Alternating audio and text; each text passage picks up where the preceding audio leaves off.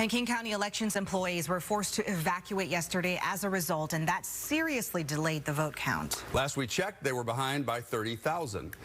Fox 13's Lauren Donovan is live in our newsroom. And Lauren, it sounds like they're trying to make up for lost ground today.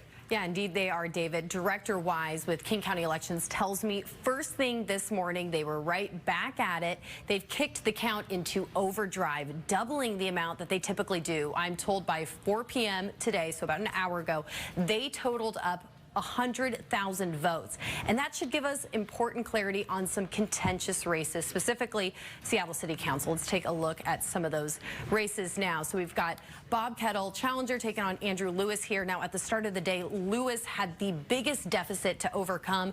Looks like he made up some ground, but not enough. He's still trailing challenger Kettle, as I mentioned.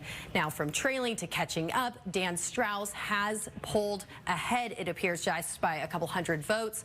But they are really still neck and neck, each capturing about 50% of the vote at this point. Really, it's a jump ball here. Now to South Seattle, where Tanya Wu maintains her lead over Tammy Morales. Narrowly, though, she's only up by 600 votes at this point. So we're taking a look at these numbers, but obviously we've got a lot to digest. Take a listen to what some political analysts are saying about all this. The signs have been stashed away. We have done an incredible amount of work on this campaign. Watch parties have wrapped. We've done literally everything that we can. But the ballots keep coming in.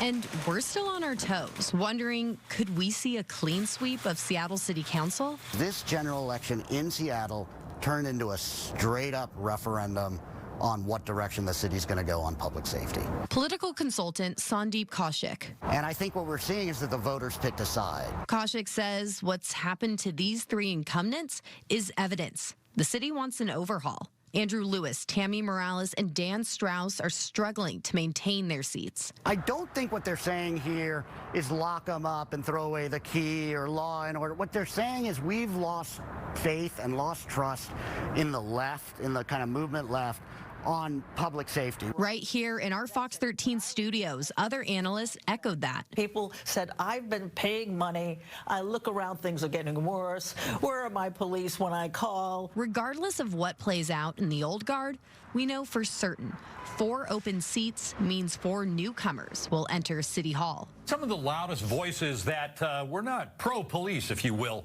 are no longer going to be on the council. The big winner last night was Bruce Harrell. Candidates endorsed by the mayor have had major success this go-around. So now I think it's really incumbent on the mayor and this new council to demonstrate some progress on this stuff. And if they don't, I don't think there's a whole lot of public patience for them. Now he's got 2 years to get something done, or these voters that turned on the city council will turn on the mayor.